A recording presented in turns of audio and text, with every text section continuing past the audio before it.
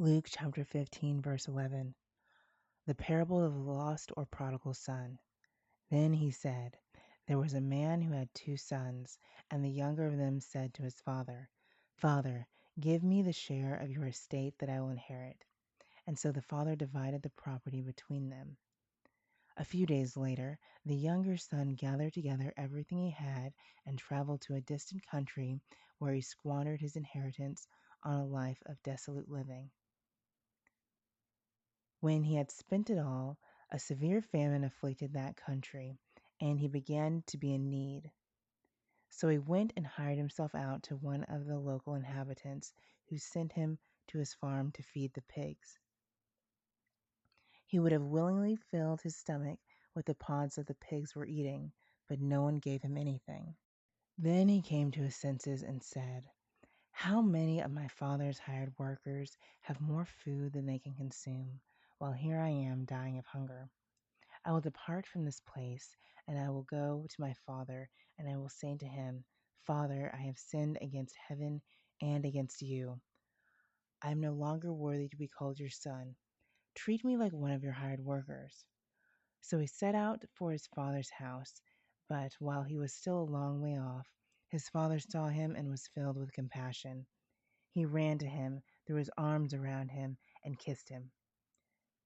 Then the son said to him, Father, I have sinned against heaven and against you. I am no longer worthy to be called your son.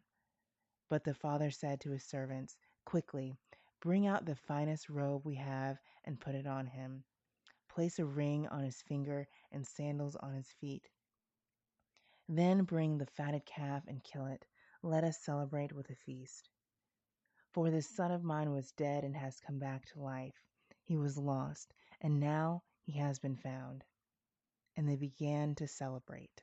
Now the elder son had been out in the fields, and as he returned and drew near to the house, he could hear the sounds of music and dancing.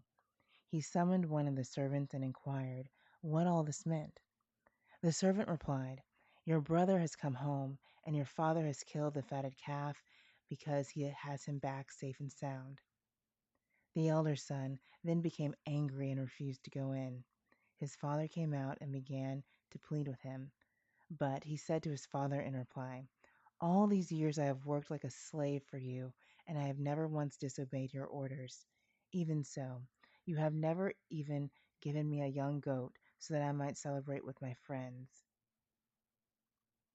But then the son of yours returns after wasting his inheritance, and you kill the fatted calf for him. Then the father said to him, Son, you are with me always, and everything I have is yours. But it was only right that we should celebrate and rejoice, because this brother of yours was dead and has come to life. He was lost, and now he has been found. The lesson for Christian writers is that change is at the heart of every great story arc. In order for us to create dynamic characters that readers love, we must challenge their beliefs throughout the events of the story. In the parable of the prodigal son, we see him change from someone who values worldly things to a person of faith. Another important takeaway is that imperfection is what makes characters interesting and relatable. The prodigal son is interesting because he lived sinfully before realizing that sin left him feeling spiritually empty.